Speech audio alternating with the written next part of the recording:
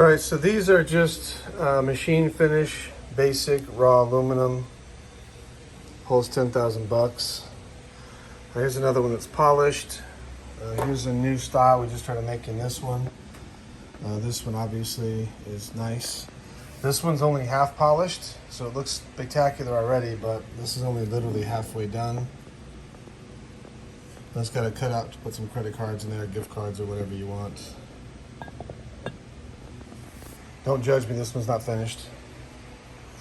A couple other ones are, this one's a 10K as well. That one's mirror finished. We have many different Louis Vuitton designs. Here's one, here's another one. Here's a cool Bentley design. Here's a pretty sweet Gucci design, a different Louis Vuitton design, another Gucci, another Louis Vuitton under there. That one's kind of hard to see.